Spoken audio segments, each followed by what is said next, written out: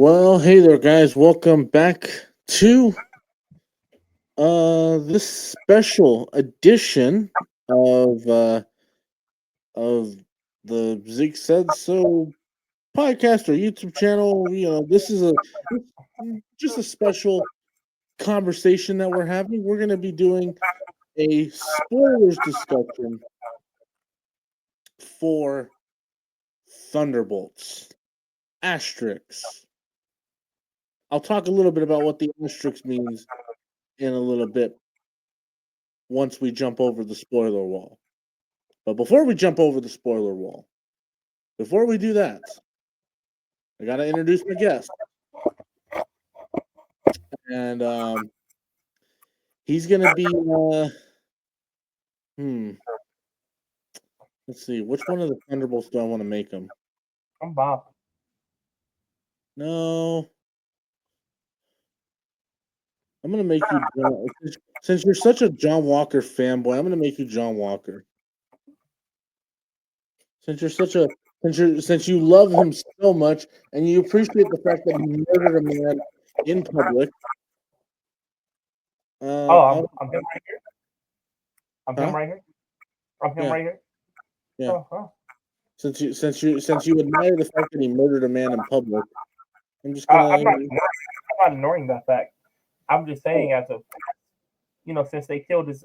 I'm just saying if if somebody would kill me, I would hope you kill them as your best friend. Not if they surrendered. If they surrendered, then I would have arrested them. If I was Captain America, if I was actually Captain America, and I was holding the shield that represented truth, justice, then I wouldn't have done that. Z, just know you didn't do that. If you did do that,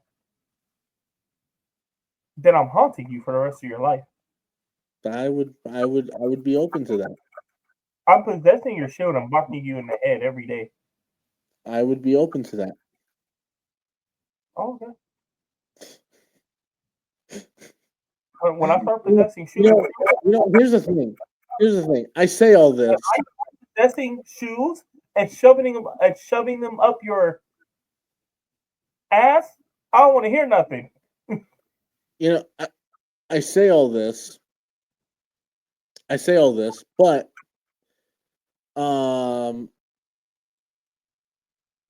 but I actually do like John Walker.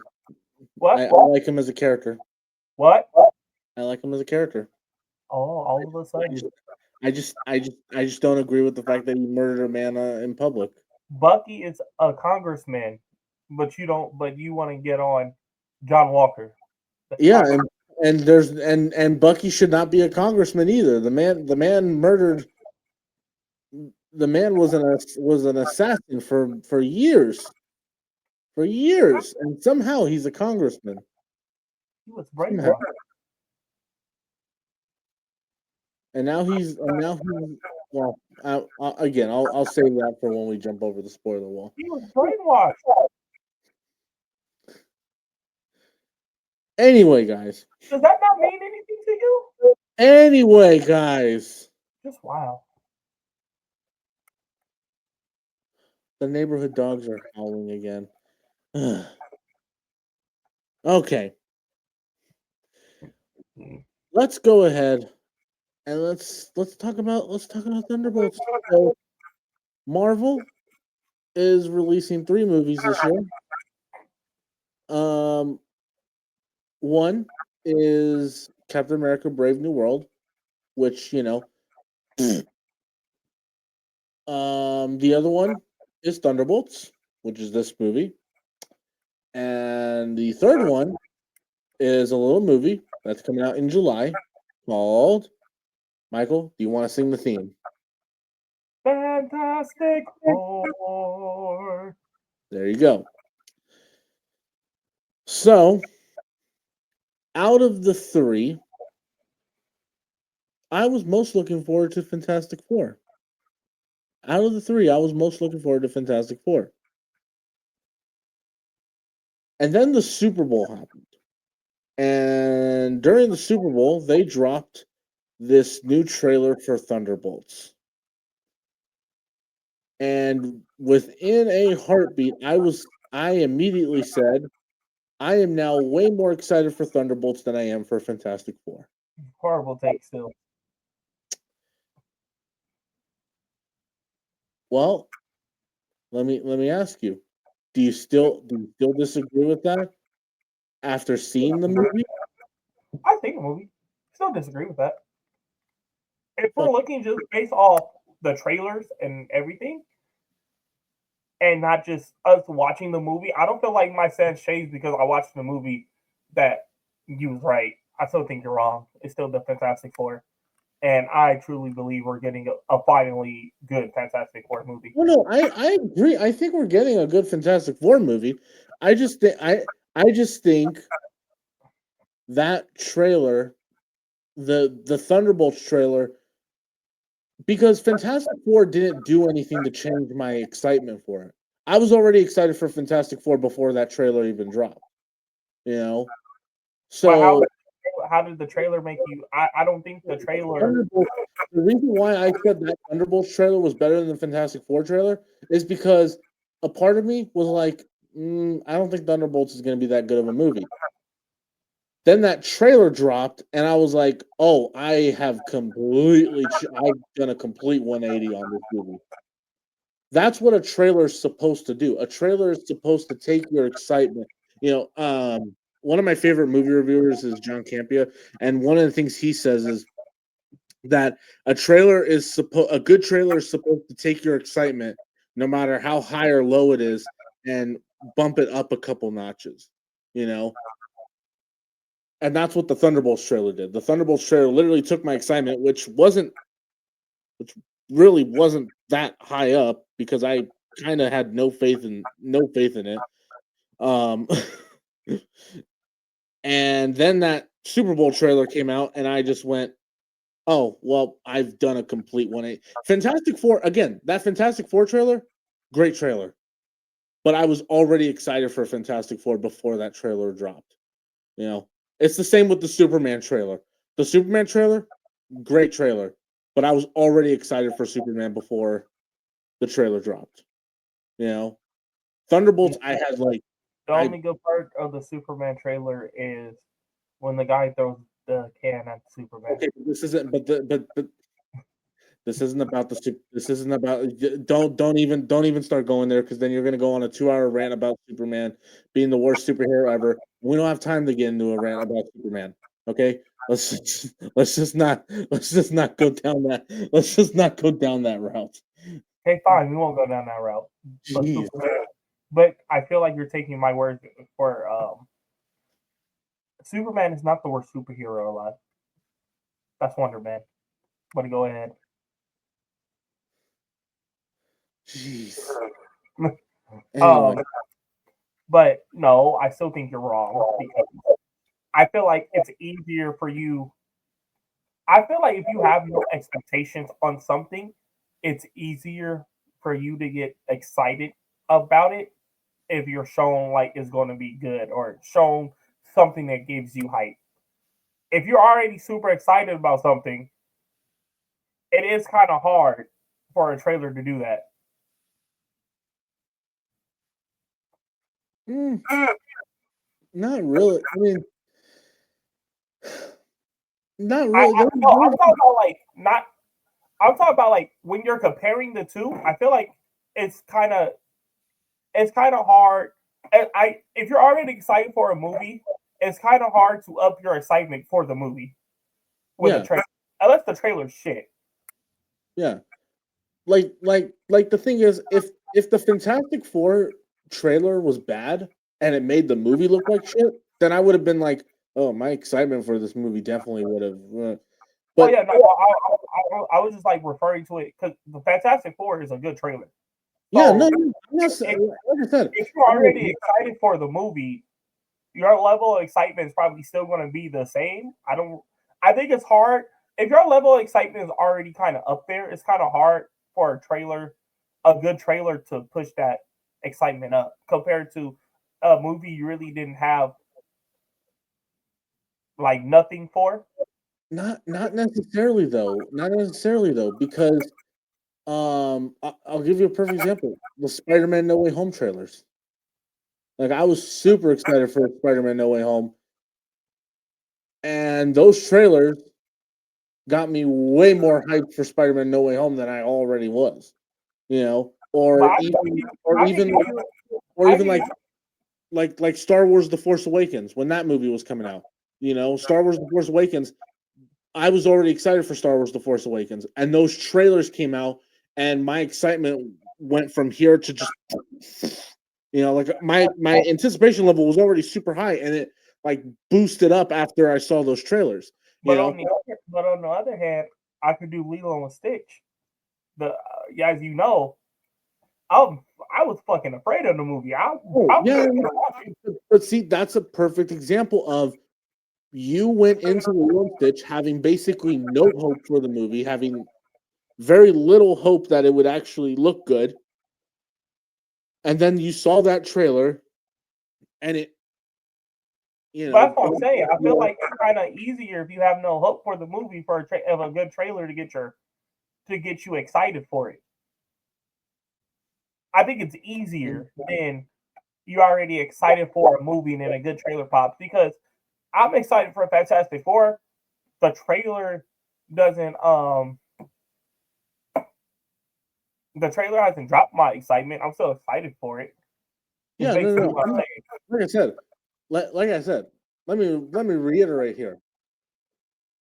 I am very excited for Fantastic No, Four. I'm not saying that you're not excited. And I'm just putting it like a good trailer. I feel like a good trailer for a movie that you're excited for is it's probably going to keep your level of excitement than a good trailer that of a movie that you're already kind of like. mhm. I just think it's easier for a good trailer on a movie. If a movie you have no expectations for comes out with a good trailer, it's probably going to raise your excitement to go see it. Than a Yeah, good trailer for a movie you're already excited for. yeah. But see, for me, that Thunderbolts trailer wasn't just a good trailer. For me, it was a really just a really great trailer because number one, it didn't give away anything, didn't give away anything of the movie. Plus, I mean, come on, like the music in the trailer is just perfection. Like, Oh, so I'm guessing you don't like the Fantastic Four theme. Okay. no, I'm not saying God, I'm, I'm not saying that. Ugh, God, you you are getting so much enjoyment out of pissing me off today. Oh, so I guess you're the only person in existence that didn't like to see the thing depressed. Okay. I I'm not saying I didn't. Oh, well, you wanted a happy thing. My bad, sir. Jeez. Okay, enough talking about the trailer because we can go on and on about this whole thing. We get it. We get it. You think I'm wrong, but whatever. I know I'm Well, right. I mean, Uh, of course, I mean, by the end of this, somebody was gonna say that somebody was right. well, here's the thing. I was right about a few things in this movie, which leads me to say this. Guys, this is a spoilers discussion. If you have not seen Thunderbolts, Then go see go the movie. away. Get out of here. Shoot, Like go. why are This you here? this is for people who have seen the movie. Think of this Leave. as a conversation amongst friends who have seen the movie. If you have not seen Thunderbolt, just save this video or podcast for later and come back and check it out later. Or if you're a person who doesn't care about spoilers, then by all means go ahead. But if you keep watching or you keep listening, you've been warned. Yeah, I don't want Zeke the Geek to be Because now, calling me in the middle of the night because y'all are complaining that we had spoilers in this podcast. yeah, because now we're gonna because we are going to jump over the spoiler wall in 5, 4, 3, 2, 1. Thunderbolts, or as it's now called, the New Avengers. Taskmaster By the is way, the greatest. hold on. Let me just say this. Speaking of people who are right, let's just acknowledge the fact I was right. I was right. Everyone called me crazy. Everyone called me crazy when I said that asterisk means that the movie's going to end with this movie being called The New Avengers. And lo and behold,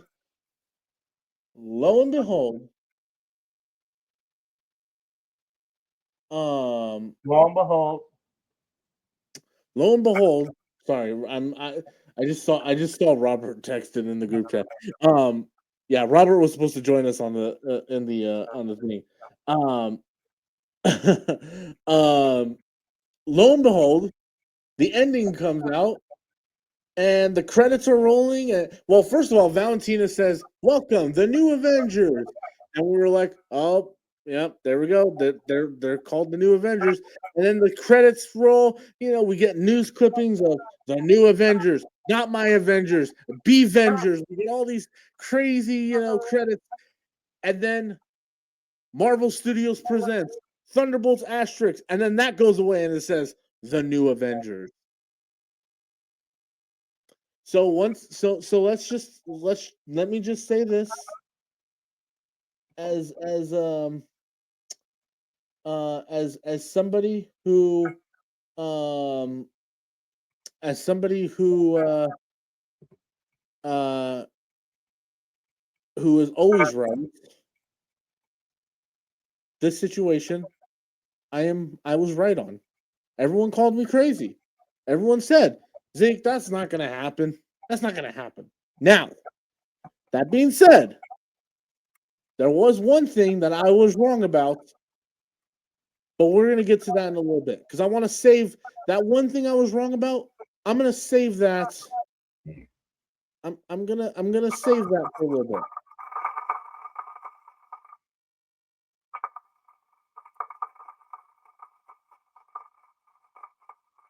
I can't hear that. Whatever you're playing, I can't hear that. Yeah, you might have to like open up your share.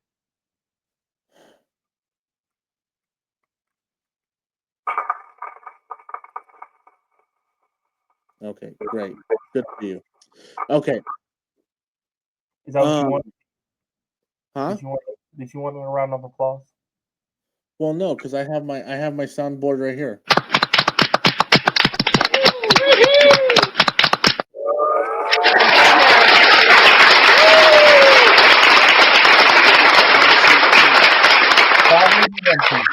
Let's see. Where's the other?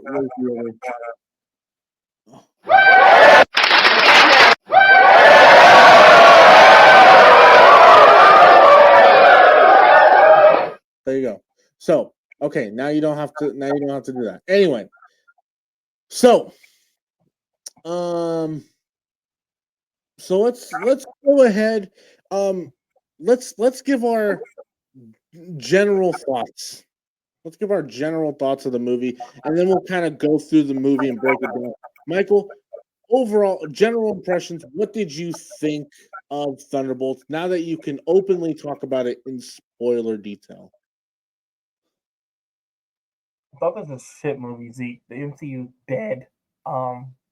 There's no coming back from this. Oh, okay, that's not what you said in the theater reaction, but you must have changed your mind. Can I do my bit, sir? Man, you must have really changed your mind in 48 hours.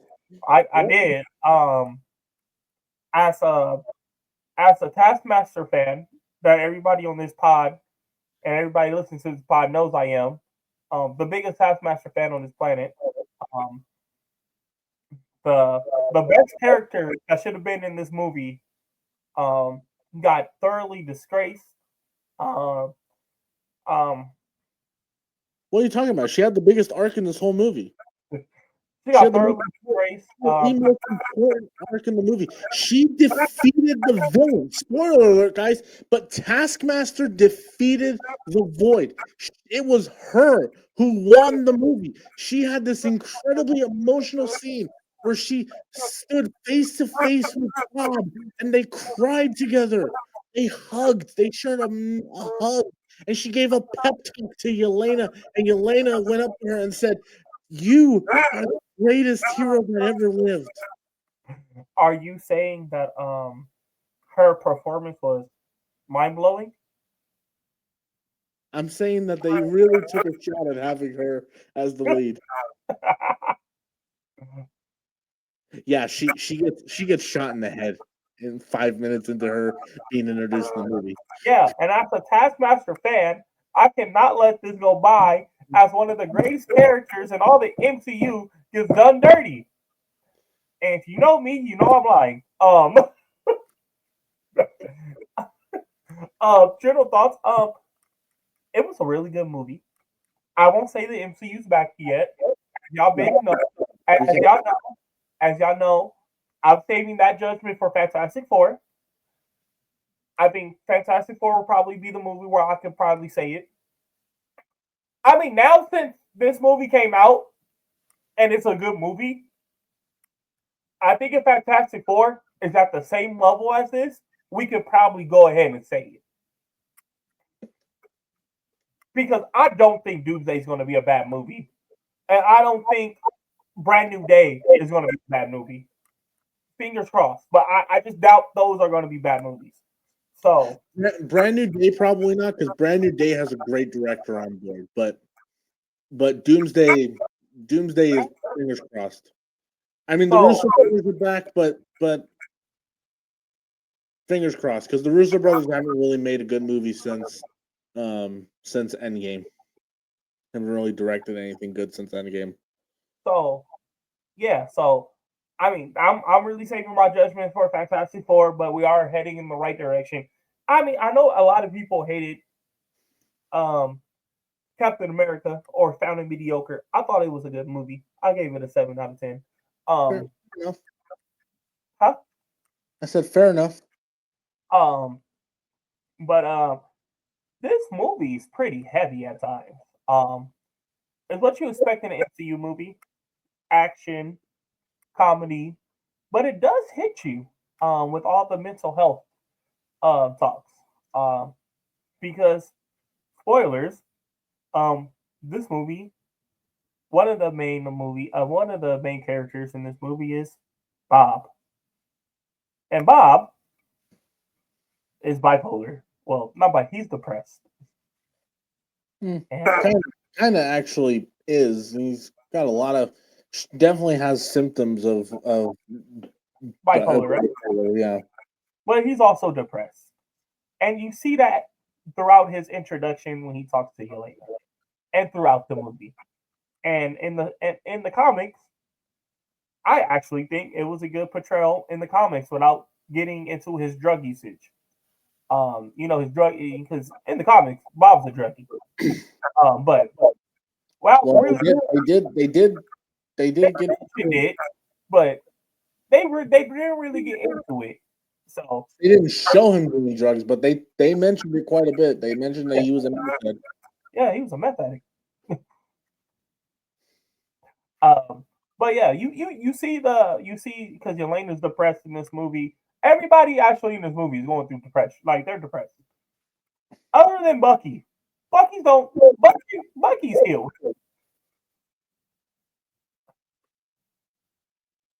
He's more healed than the rest of them. Yeah. Him and Red Guardian, I would say. Yeah. Him and Red Guardian are the most mentally stable of the rest of them. Everybody's more. Everybody's Taskmaster's mentally stable too, and for the 5 minutes that she's in the movie. And her 2 lines shows it. I'm not talking. This has nothing to do with you. No. Her one line. That's the only line she has in the movie. I'm not here for you. Like that's the only line she has in the movie. But yeah, like I said, it deals with a lot of heavy topics. I think it was a good. I think they approached it well too. We're Mhm. definitely going to see more of these people in the future of the MCU. So those are my general thoughts. Action was good. I really want to focus on the heavy stuff because I feel like Marvel lately Marvel doesn't really hit the heavy stuff like that. Or if they try to hit heavy, they like touch it and back away. I feel like the focus was really more on the mental health aspect of this movie. Mhm. What are your general thoughts? Zeke? Okay. So, in my out of the theater reaction, I came out of the movie and I said Top five. that this is my top 5. I don't think it's top 5 because as I'm looking at my ranking, the top 5 has a lot of the top 5 is actually pretty hard to beat. Yeah, that's why I looked at you like that in your out of theater reaction. My top 5 currently includes Shang-Chi, Spider-Man: No Way Home, Iron Man, Guardians of the Galaxy Volume 3, and then the first Guardians of the Galaxy. I'm gonna say this: Thunderbolts is definitely in the top 10. It's at the number 6 spot for me. So what did you take out? I What dropped? I I put it in front of the Winter Soldier, which means which means that after 3.5 years, Michael, this part's gonna make you happy. I know the Winter Soldier thing pisses you off, but this part's gonna make you happy. After 3.5 years, Eternals is no longer in my top 10 favorite MCU films. Eternal should have been there to begin with. I'm still pissed that it's now number 11. Well, you would have been pissed to find out what movie is below it. I'm not gonna say Homecoming. what movie's below it. I'm not Homecoming. even no. Well, Homecoming, Black Panther. Homecoming. Well, Homecoming is no, Homecoming's in my top 10. Oh, Black Panther. Black Panther's low, but Black Panther's like number 13. Eternal. So you're saying Eternals is better than the first Black Panther? Got it. What's No, number two? but the movie that was right below Eternals, like the movie that you saw right before you get to Eternals. You want to know what it is? What You sure you want to know? I do. It's Deadpool Wolverine. Told you it was gonna piss you off. Where's my alcohol? I I need a told beer you. now. Told you it was gonna piss you off. No, but yes, Thunderbolts has made it into the top 10. I can now confidently say that after seeing it twice, it it it it is that good for me. Like I gave the movie a 10 out of 10 on my Instagram feed, and I still would give it a 10 out of 10. I do have that doesn't mean I don't have little nitpicks. I do have there are a couple things that I don't like about the What movie. are you talking about? Of course, there's a major problem. That person that's right above me. You see that one right there? The greatest character in the MCU died within the first 5 minutes. Well, besides the fact that she just dies in the first 5 minutes, I'm not gonna lie, that shocked me because look. Here's the thing: I knew Taskmaster was going to die, and it's weird. We've talked way more about Taskmaster dying than we have about any other part of the movie. We're still at the beginning part of the movie. It's not like we're at the. But I knew Taskmaster was going to die. I wasn't prepared for how quick it was going to happen. I thought she was gonna die in the final act. Brave. I thought, well, no, I thought Century I thought it was gonna happen like when they first confronted Century. No. Nope. Ghost just straight up blows her brains out. So guys, in the movie theater, I would say that. So let's talk Okay, about yeah. how we get to Let me Taskmaster's death. let me take this opportunity to also say, if you were in the theater when me and Michael were watching this movie for the first time, I apologize because me and Michael were also being very obnoxious moviegoers. We were being semi loud and obnoxious, and I apologize. Anyway, I don't. go on, Michael. I do not apologize. I apologize. I laughed when Taskmaster died. Oh no, I did too. But you know, we were there were times where we were being loud and obnoxious. But anyway, go ahead. I think Zeke, we need to talk about how we got to Taskmaster's death, which is 5 minutes. The movie starts off with Yelena infiltrating a lab, um, trying to shut down Project Factory. Okay, wait. Before we do that though, let me just go ahead and finish my general impressions real quick because I never finished my general impressions. So anyway, like I said, I love the movie. I'm just very quickly. I still would give it a 10 out of 10. I do have a couple little nitpicks, and we'll get into those as we break down the movie. But overall, I love the movie. I think it is very mature. Look, the MCU doesn't really delve a lot into mature subject matters. The closest we have gotten is the Guardians of the Galaxy trilogy. Oh, Those three movies, and yes, those three movies have humor and they have jokes, and James Gunn's a very funny person, but those movies are dark. I mean, I would Rock. say WandaVision jumped into Well, long. WandaVision, yes, but I'm talking about out of the movies, like out of the movies. Okay, Yes, the TV shows have gotten dark because I mean, look at the Netflix shows, and I mean, look at the Netflix shows. But you look at like Guardians of the Galaxy, those movies. Yes, you have you know Peter Quill and Rocket arguing about having only 12% of a plan. But at the end of the day, Rocket is a sad, tragic little creature who was tortured into existence. Peter Quill watched his mother die of cancer and was abducted by aliens. Gamora watched half of her people get slaughtered and uh, taken by Thanos. don't You forget know, Thanos killed her. huh? Don't forget Thanos threw her off. Well, I mean, not our Gamora now, but Yeah. But also, Nebula was tortured by Thanos, and then Drax lost his wife and daughter in a mass genocide. So it's like those movies are dark and they are messed up. That is the closest we had ever gotten to mature subject matters in the MCU. Eternals, not. I mean, Eternals kind of got close, but also Eternals dealt more with like was more dealing with existentialism and not so much like it's not like Eternals was talking about mental health and suicide and all that.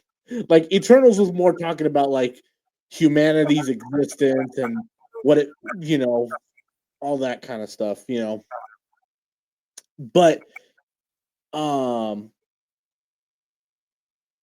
but this movie delves into mental health.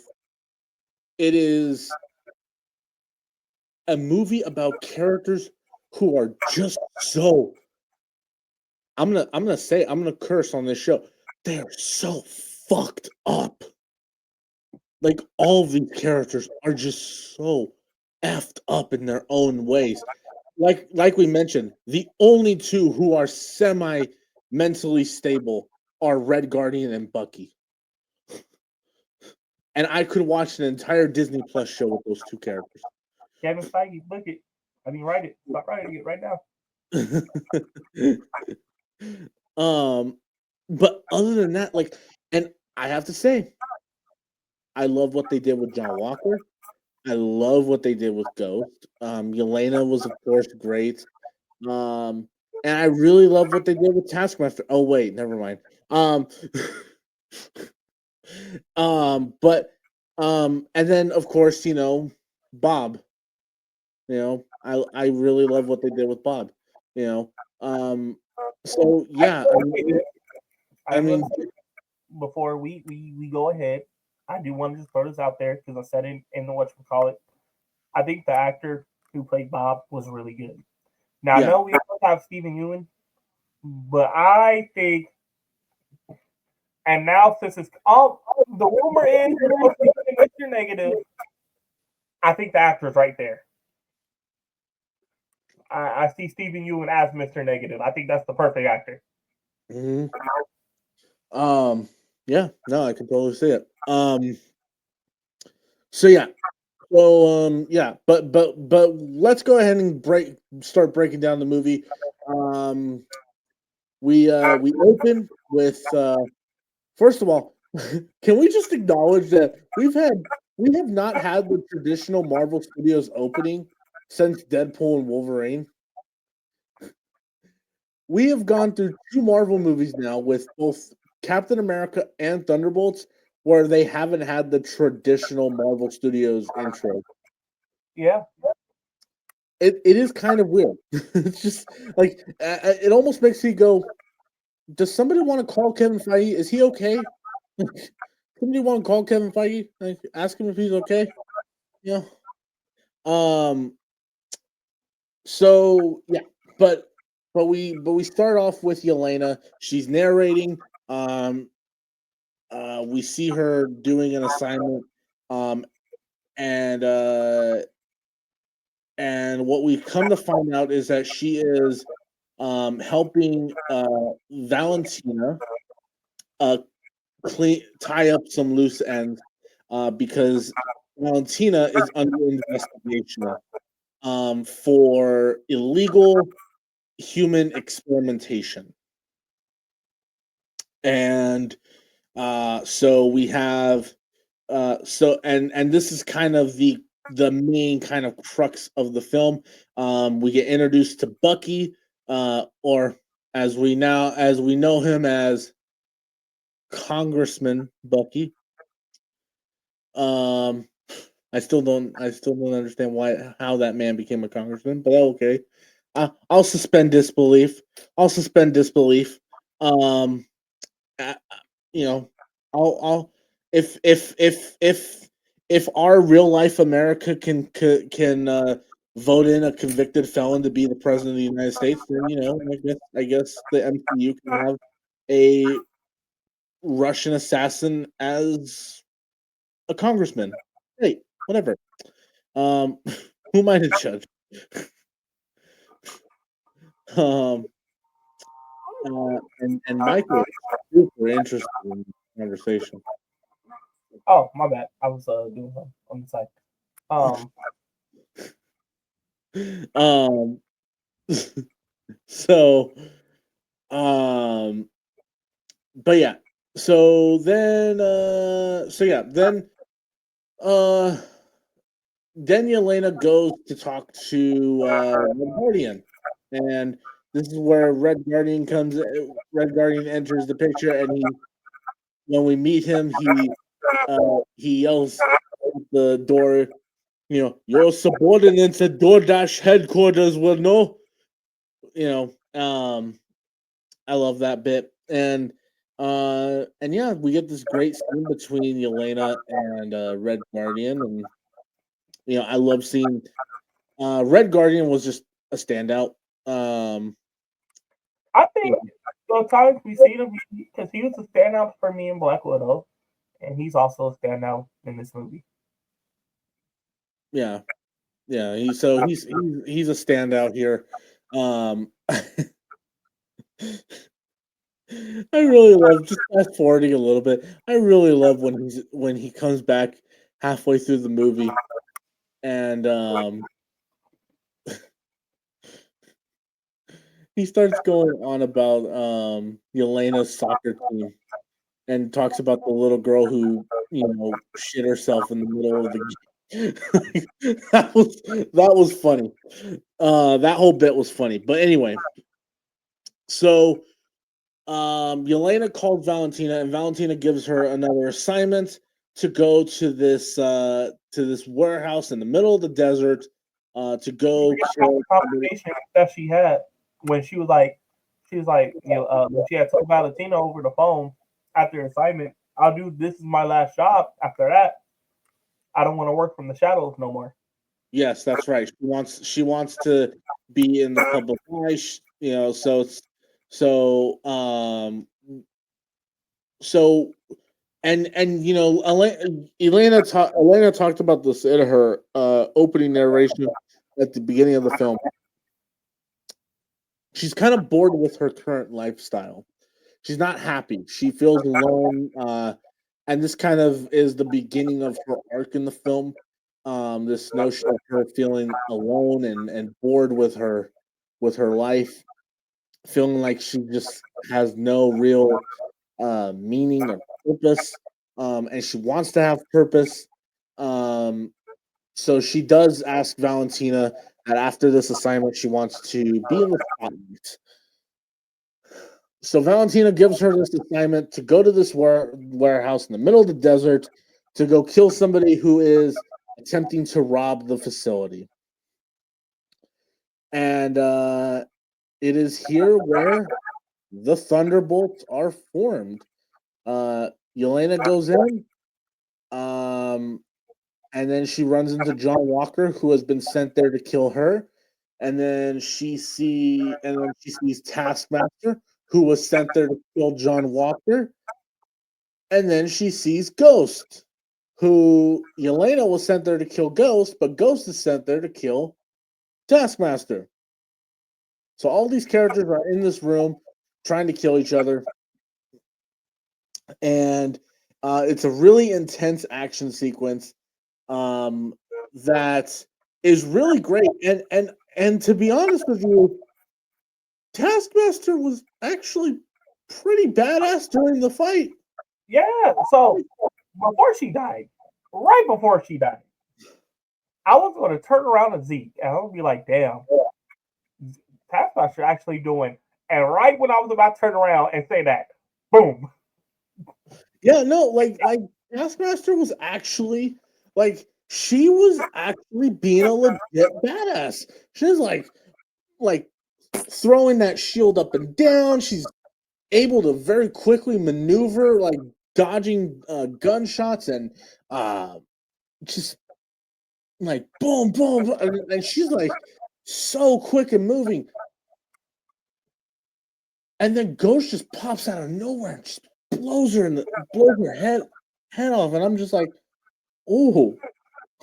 And We laughed the first time. I I couldn't, like I said, first time we watched it, Michael and I couldn't help. We laughed our ass off. We laughed so hard.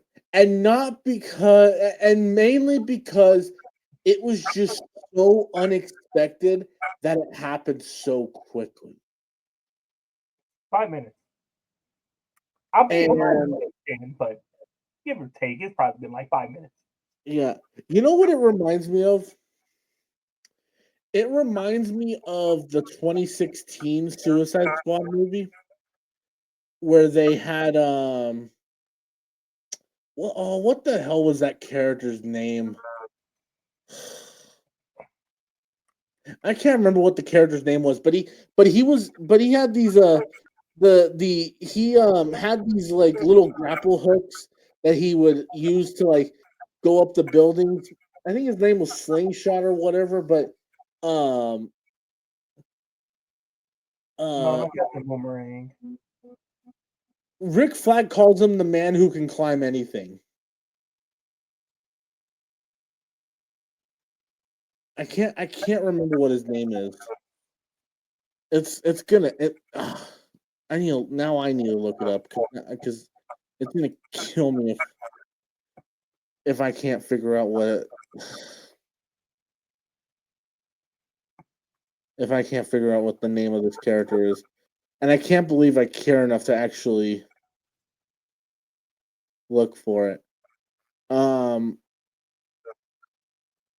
but it very much gave me those vibes. Wow, I can't even find it um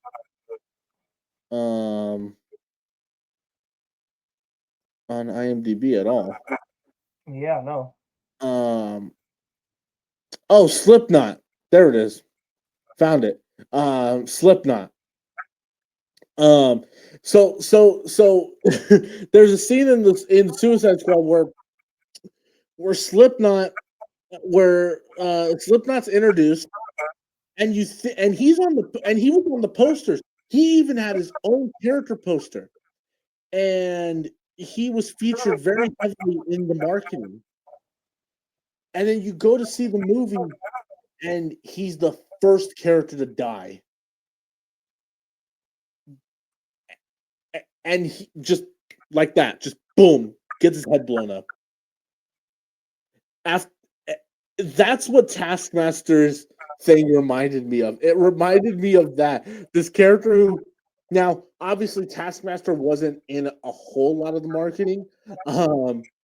Yes, she's on the poster, and yes, she is in a little bit of the trailer, but once we started seeing more of the trailers and we started seeing less and less of Taskmaster, we were all kind of like, does Taskmaster die in this movie? Because we even fans online were kind of like,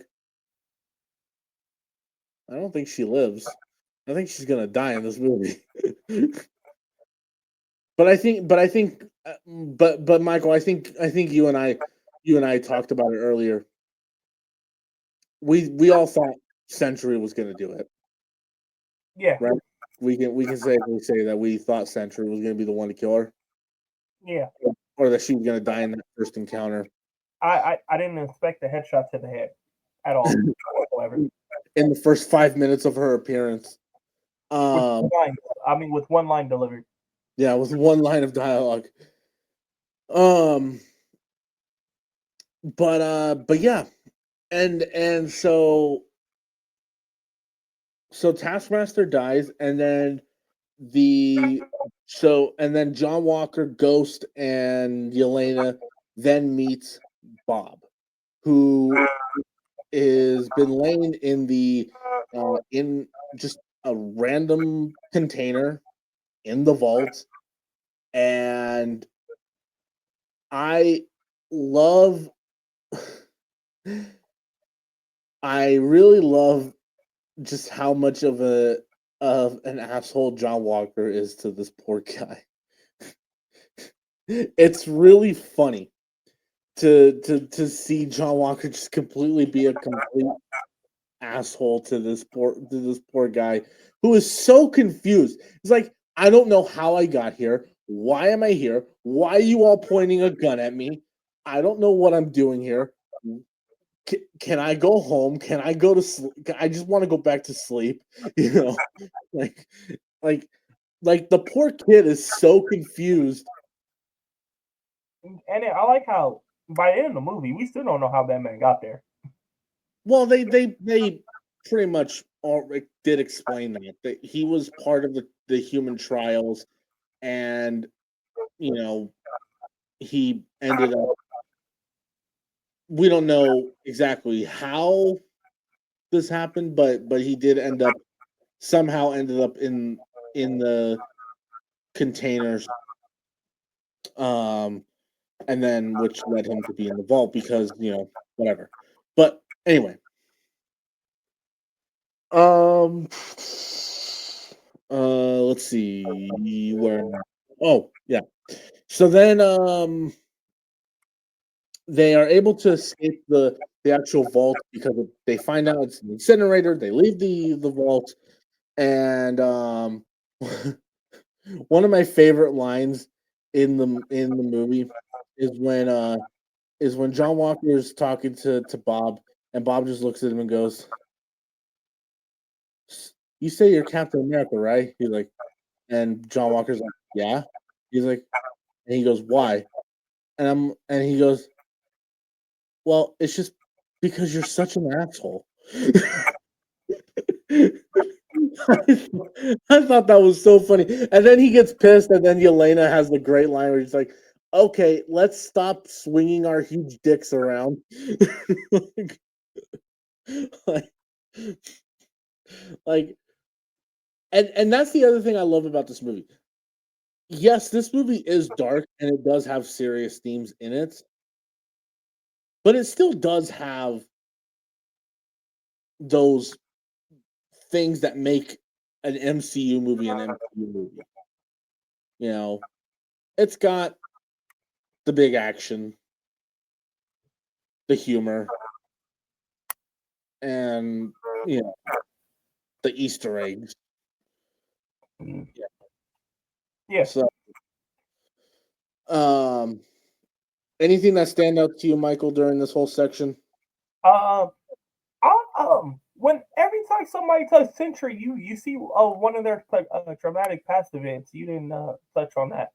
So like Yeah, uh with Yelena, you see technically her first kill after the Red Room, where she mhm. lures like I don't know who the little girl First is, test, but huh? like her first test. Yeah, her first test where she lures a little girl and the man just pops out of nowhere, just shoots her in the head. Yeah, And then you see John Walker, his because he's helping Bob up, and it'll ask for some reason it's what if somebody touches Bob. I'm not that averse in Century, so I don't know if that was actually one of his powers or it was just directly, well, if Sentry does have some kind of telekinetic yeah, ability. So so Sentry does have some kind of like telepathic um abilities um in him. So it's not that far of a stretch for him to be able to like get into people's heads, and take a look inside their minds. yeah, and then but then with John Walker, you see that was a horrible dad, Oh yeah, and a bad husband too. but A a bad horrible husband. dad. That child's a baby. Yeah. But you know what's funny? Well, not funny, but I really John Cena would have raised that child better. oh, of course. Because he spent the last 25 years raising all of us kids. Um, You didn't raise me. um so so but the thing I love is I love that notion that part of John Walker's character, the idea that he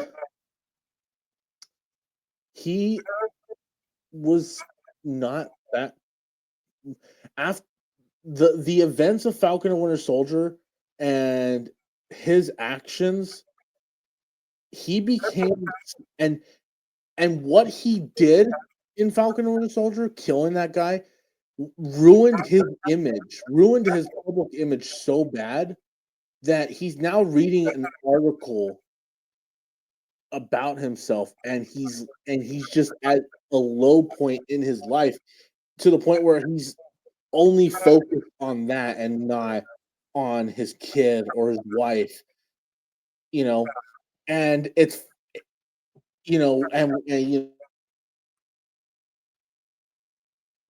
we can talk about it now, but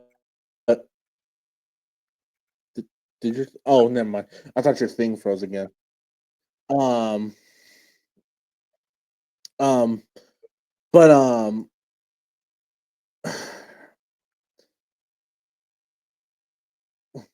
where was I at again? Oh yeah. You was talking about yeah. But uh I mean I guess I can talk about this now, but when Bucky straight up calls John out, like, yeah, we get it, um, you know, life hasn't been the same since your wife took the kid and left, you know. Which by the way, I mean, Bucky, I mean, I've had I yeah, I've given John Walker a lot of shit for murdering a man in public, but man, Bucky, you really shouldn't have done that. Really shouldn't have exposed a man like that. Hey, I'm just saying, I don't know why everybody in America was up in arms about John Walker killing that man in public in cold blood. It's not like America hasn't done that for decades, centuries even. Yeah, yeah, yeah. But we've had this debate many times, Michael, and I know we're not going to change your mind. um. So where are we at now? Okay, so they are able to escape the base. Bob is taken by Valentina because Valentina finds out um, that Bob is The only person who survived yeah, the. he survived the experiments. Um, and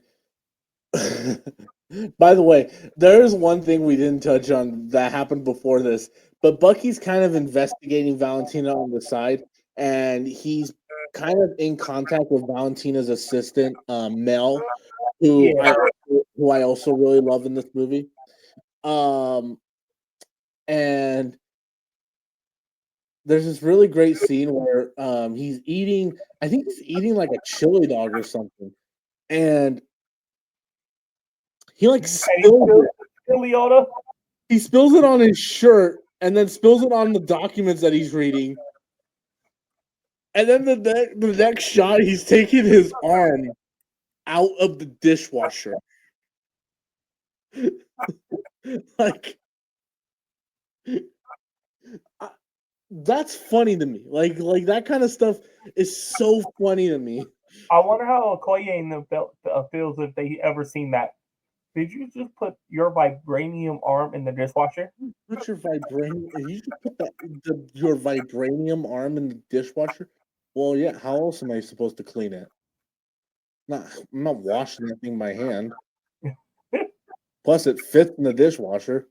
I mean, hey, if it fits in the dishwasher, then by all means, go and do it. You I know. don't know, man. I just have a feeling the Wakandans will probably take that as some sort of insult or something.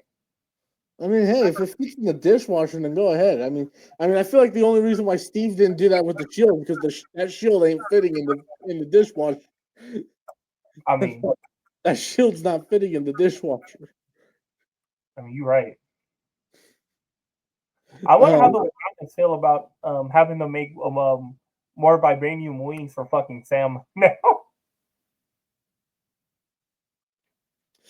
yeah, I don't know. I don't know. Because apparently in Brave New World, he got a whole new set of vibranium wings. No, those are the ones that got destroyed by Red Hulk.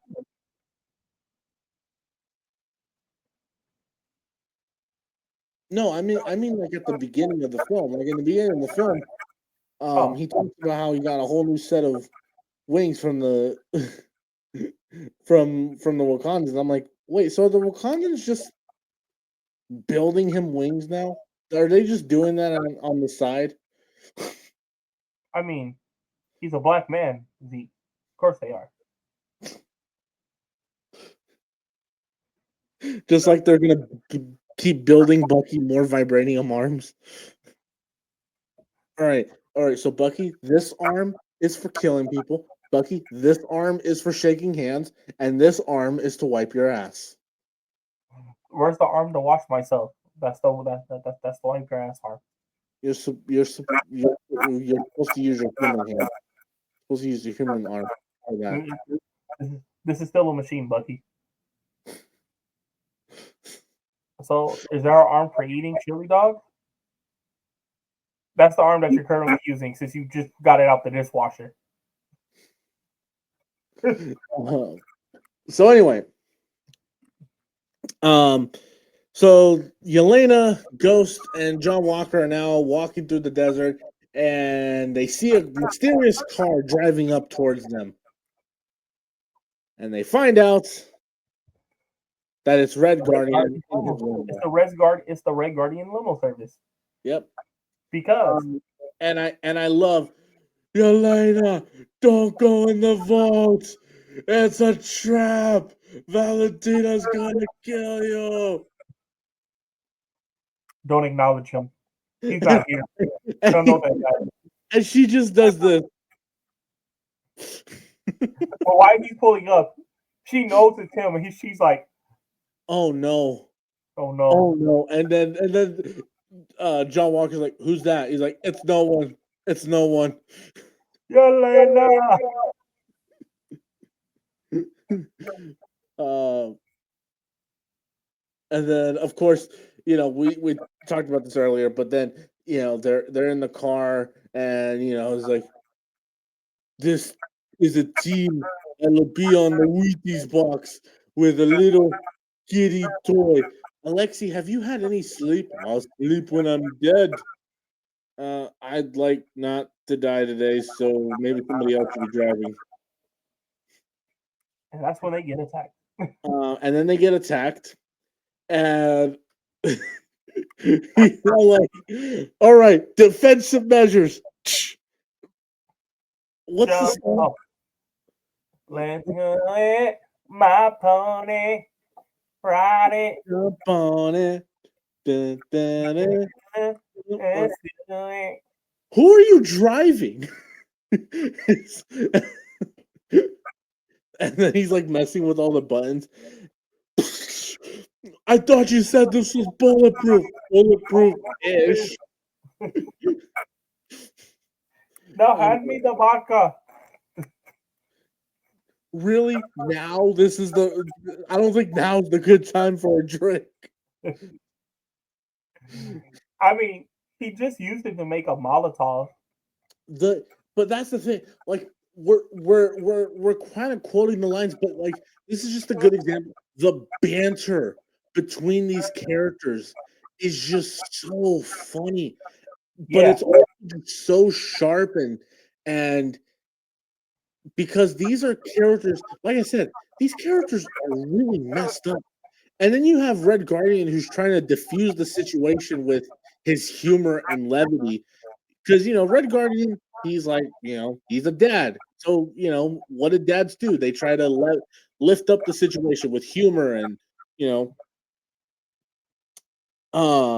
and so that's are what he you saying that Bucky's going to end up being the mom of the Guardians?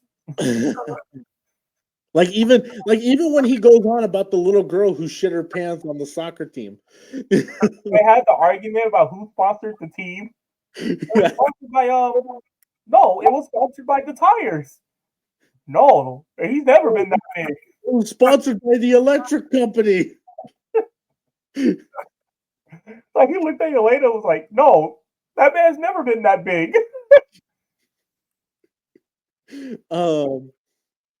And so then our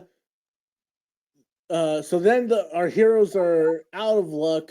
Yelena goes and she goes to shoot the truck with her little handgun. To be honest, that handgun wasn't gonna do anything.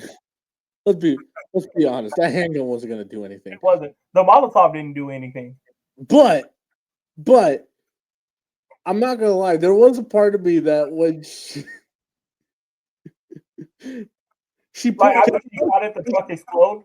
because she does pull the trigger and then the truck explodes. I'm like, No, because no, even Yelena's actress did that face too. She was like, yeah, a part of me had the same look that Yelena has. Like, did that actually work? And I literally thought that was gonna be another thing where I'm like, okay, that's ridiculous. There's no way in hell that they. And then, of course, these are actual explosives that are being launched by our Bucky. congressman. And then, in a very quiet RPX theater, during this incredible moment where Bucky is launching these explosives and he rides his motorcycle. He's just full blown Terminator 2, riding up his motorcycle, grabbing the shotgun, shooting the guy in the face. all you hear in the silence that pierces the auditorium is the voice of Michael, and all by himself going, "And again, No, I said armed and dangerous, armed and then and I said it again. armed and dangerous, and again." I'm just saying nobody did it with me. I'm pretty sure nobody watched. Nobody played Marvel Rivals because I'm pretty sure if I would have did that in my IMAX theater, somebody would have did it with me. Well, no, you did that during Captain America: Brave New World, and people actually reacted. Exactly. I'm pretty sure the people in the theater we were at didn't give a shit. I'm pretty sure the people who were in the theater didn't give two squirts to Yeah, piss about. I would say our theater was amazing. Yeah, our the theater that we were in was pretty lame. Um, although I will say this, they did kind of go crazy with us on the second post credit scene, but we'll talk about that when we get there. Yeah, no, fuck your choice. um, so Bucky comes in, saves the day. Um, armed and dangerous, and again. And again. Valentina is with Sentry. He's learning how to use his powers. We see Valentina's backstory, which is pretty interesting. Um, I guess I should take this time to actually say this. I really like Valentina in this movie a lot more than I have in her previous MCU appearance. Well, she only had like a couple scenes in like everything that she's in. Is that Well, no, like this is her first like where the focus not on her, but the focus she has some focus. Well, no, she is the main villain of the movie. I know a lot of people will say it's Sentry and the Void or anything like that, but the the real villain of this movie is her. Like Yeah, it is her. But here's the thing: in Black Widow, she was just in the post credit scene. Falcon and Winter Soldier, she was in the final two episodes, 2 or 3 yeah, but episodes. not even that long. There's like a couple scenes in the final two episodes. Yeah, This is her first thing where it just actually involved her. the most we saw of her before this movie was her subplot in Black Panther 2. That was the most we saw from her in the MCU. And I'll be honest, I honestly thought you could have taken out that entire subplot. But whatever, I really loved her in this movie, and I loved just her personality. Um, Julia Louise Dreyfus just does such a killer job playing this character. Um, and again, we got a little bit of her backstory. She's not the most fleshed out character. She may not be the most fleshed out, but she kind of serves her purpose for what she needs to do. Yeah, Um, and then Bucky has the rest of the team, and he says, "All right, well, you guys are going to help me stop Valentina and stop this Bob person." And everyone else is like, "Wait, what? What? You want us to help you?" And then the only person who's excited to do it is Red Guardian. The only person who's excited to do it. ecstatic to do it. Huh? He was ecstatic to do it. Oh yeah, of course. Um, and then later on, they're in the truck driving towards the Avengers Tower, former Avengers Tower, and and we get this great conversation in the back of the truck between Elena, Ghost, and John Walker, where um Elena and Ghost are making fun of John Walker's helmet. And Yelena calls John Walker's helmet a hat at one point. Oh, you like your hat. As long as you like your hat, that's all that matters. um, and then and then and then Red Guardian and Bucky have this conversation that I swear, while it was happening, all I could think of was, my God, do I want to see a Disney Plus show with these two characters? What kind of super soldier serum did you take? I don't know. I don't know what kind. Hydra? The Hydra. No, The Hydra. I don't know what kind. Hydra. Oh, very fancy. I had a Soviet. Soviet Union kind. And then they crash the truck into this building, and they Bro, my start. favorite part is why they're beating up the guards. You just hear, you just hear her go over the intercom. I left the door open. She's like, okay, you guys could have not. I left the door open. Just come up the elevator. And then they're all looking around. And then just before they go up the elevator, just Bucky.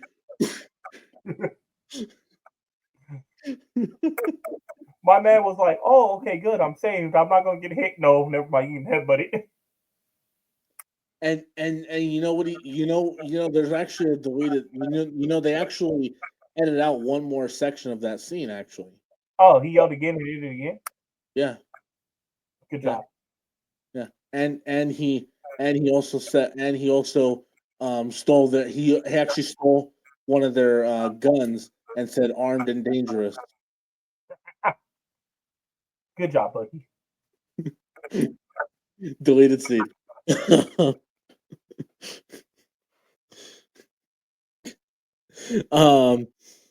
So then they go up and they see Valentina. Yelena tells her to eat shit.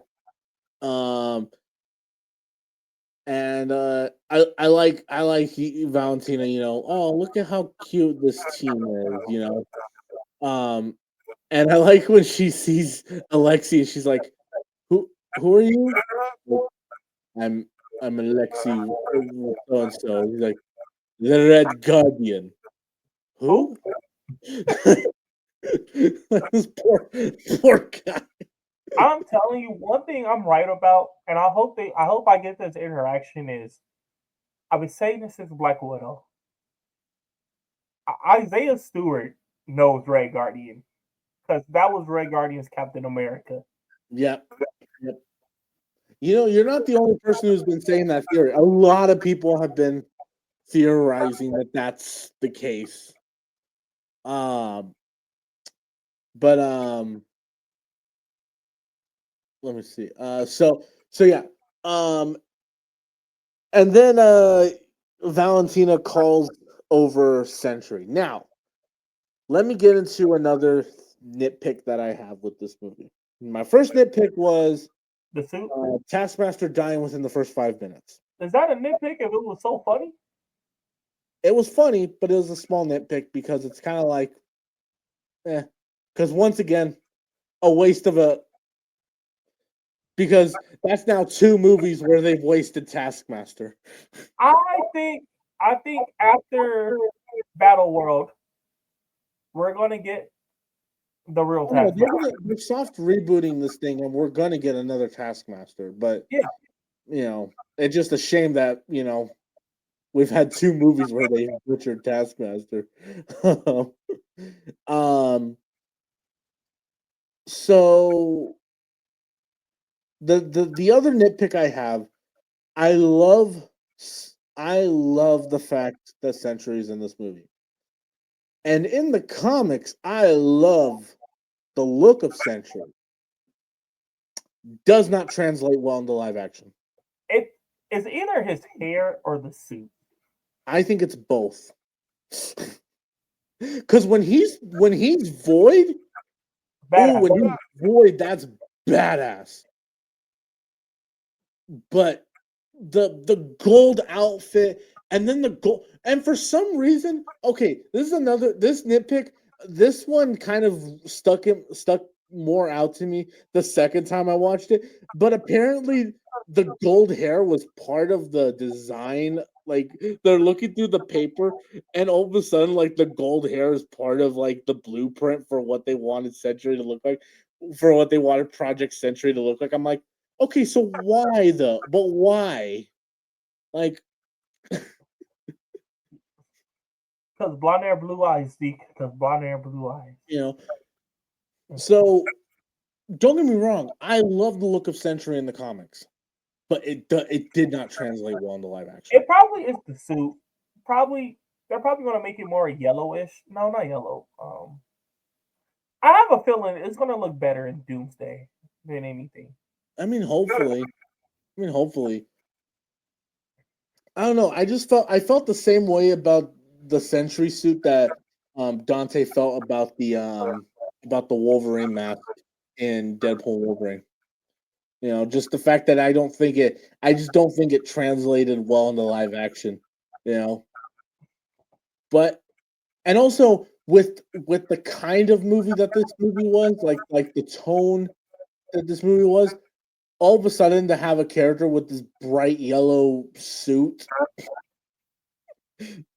was kind of like, don't I don't know about that. Yeah, because tone is kind of like dark, and you see. Yeah.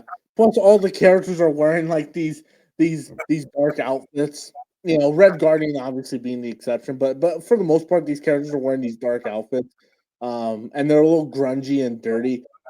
Meanwhile, Sentry comes down wearing this bright gold outfit that looks so super clean and polished. You know, I mean, well, of course, it'd be super clean and polished. Zeke. yeah, I know, I know that, It's but you know, it just stuck out. Like again, there's just something about it that didn't look. Maybe it was too CG from like maybe it was just too CG. I don't know. There's maybe something about it that just maybe felt maybe it was too CG because they knew they wasn't gonna use it for that long. I mean, he was yeah only in the suit for like 5 minutes. yeah. So, but anyway, um, but I will say this, man, do they give us Century and they give us his abilities because he beats the shit out of the Thunderbolts. As we all know, he was. Because I remember you went in thinking, okay, how in the hell are these guys gonna beat Century? I How mean, I knew. Spoiler: I knew the power of friendship was going to do it, but they had to fight for the power of friendship, and I want to know how was the power of friendship going to beat him. um, but I really love, but I love the fact that these guys try to do everything they can against him, and he just basically, much like Superman in Zack Snyder's Justice League, just beats the shit out of everyone. Yeah, Just completely beats the shit. Like Bucky goes to shoot his guns at him, and he just stops the bullets and then just flicks them. Just like basically throws him back. I'm like, whoa. um, so that was pretty cool. Then they retreat, and then Valentina hits Sentry with the kill switch. well, Um, no, I feel like that conversation with Century Valentina was actually kind of like, how can I say, kind of good because I feel like you need the context before the kill switch yeah, because he yeah, was talking like he was a god and yeah, like he got and then Valentina was like, God's a bit much, and he was like, why should I listen to you? I'm stronger than you and yeah. whatever. And he said also he said you gave me the powers to you made me stronger than most of the Avengers, which includes one god. Yeah. And I'm just like, In the back of ooh. my head, I'm like, oh, wait And till Thor hears about this. and the thing is, what makes that conversation so great is that you see that mentally unstable guy come out. And You know? spoiler, well not spoiler, Mel was telling Valentina this whole time, hey, this guy is mentally unstable. Maybe we shouldn't be doing this. Yeah, and then Oh, I got him. Valentina learns the Said hard that way that line, she was right. and once he said that line, you see the look on Valentina's face was, oh, fuck. Yeah, she literally says, "Oh shit." Um. So then they hit her. They hit him with the kill switch.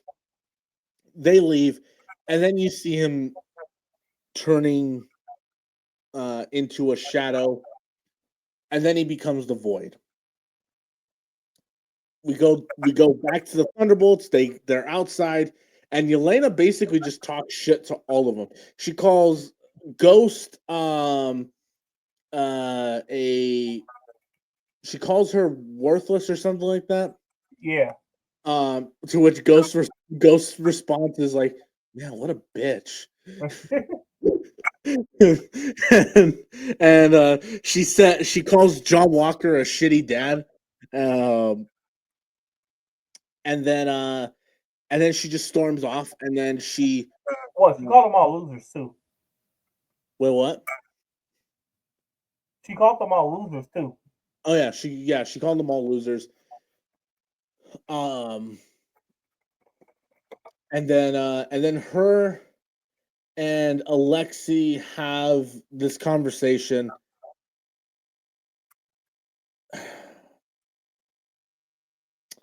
Now, this is the part where okay. Okay. Now, I'm not gonna cry on camera because I already cried a lot in the movie theater. I already cried a lot in the movie theater. You didn't cry that much when you were with me though. I tried not because I was trying not to. Ah, But I did lose it. There was one part where I did lose it though. it's the part that's coming up, right? Um yeah. Well, yeah. So this speech that Elena gives, I I I always tell this story when it comes to my love for Spider-Man Into the Spider-Verse. Spider-Man Into the Spider-Verse is a movie that came out in such an important time in my life when I was going through some stuff at the time. And that movie hit me on such a personal level that I literally cried when I saw it. And I still, to this day, I'll watch it and it will still make me cry. Like, still to this day, will make me cry. That scene in Spider-Man Into the Spider-Verse where Miles' dad goes up to the dorm and talks to him through the door is just that kills me every time. Kills me every time. This speech that Yelena gives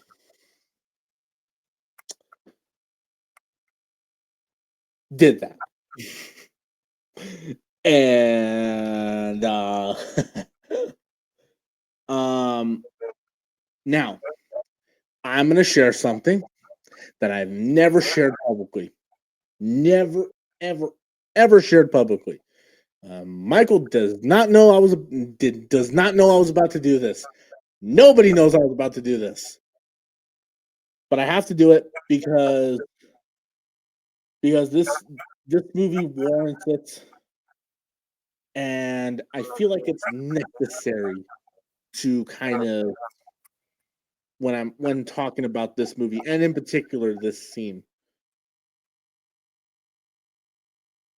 3 years ago, 3 years ago, I attempted to take my own life,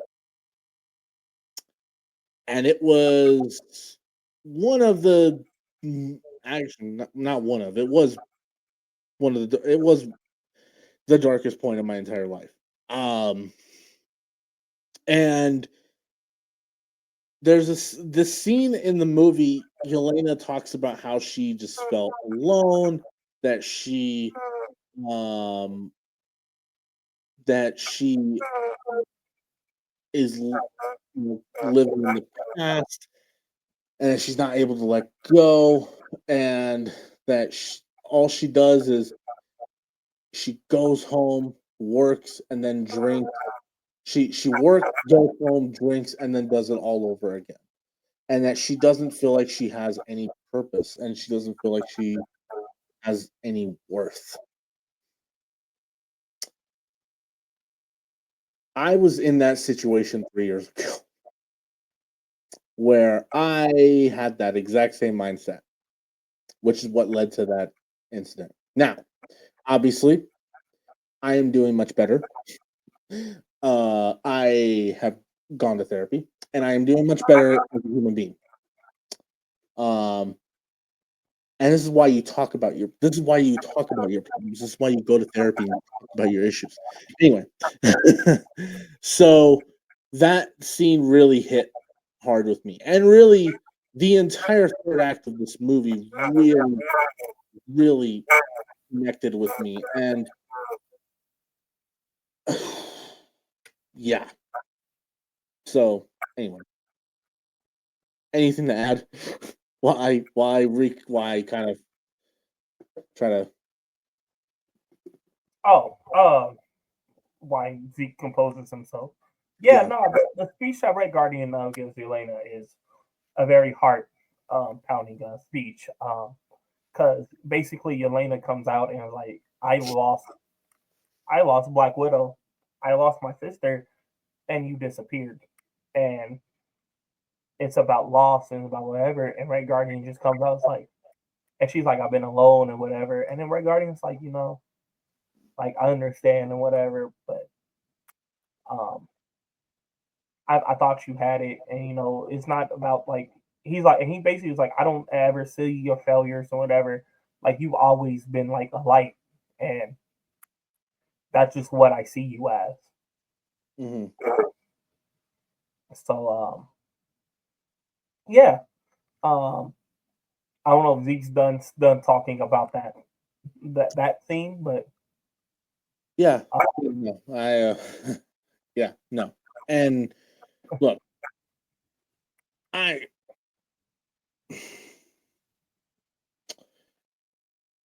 I like I said, I saw that, and it resonated with me on a personal level, and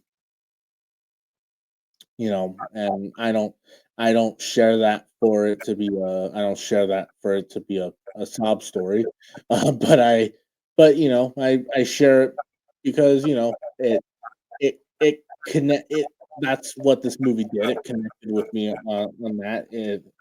It took me back to that time where I started questioning, do I have worth? Am I am I am I worthless? Am I, whatever?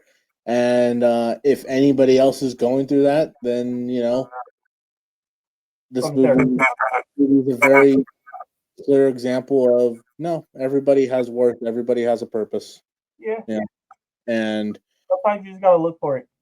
yeah, as Ratcatcher 1 says in James Gunn's The Suicide Squad,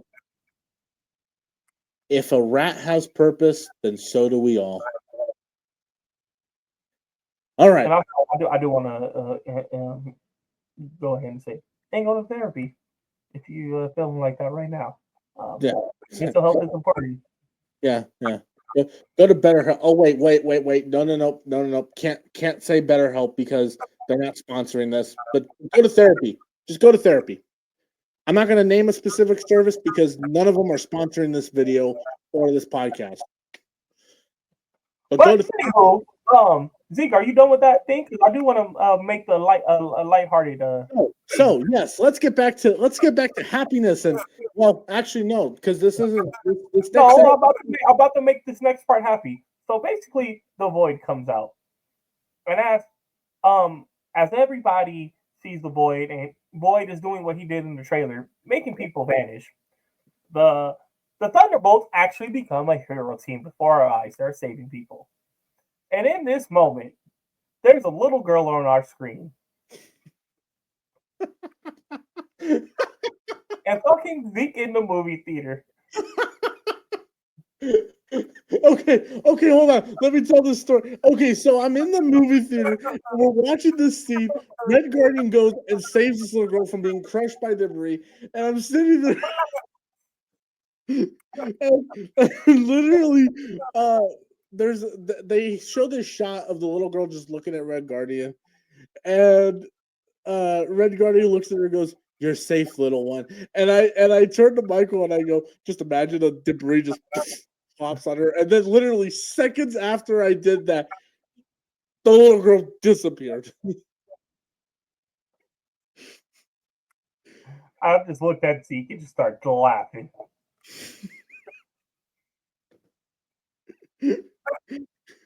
Michael gave me a look like,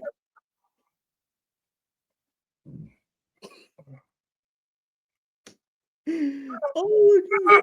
I don't think I've ever laughed. I think that made me laugh harder than the Taskmaster. Yeah, freaking Zeke just. Because even watching it, because I'm not gonna lie, even watching it the second time, I immediately was having flashbacks to the first view, and I started laughing.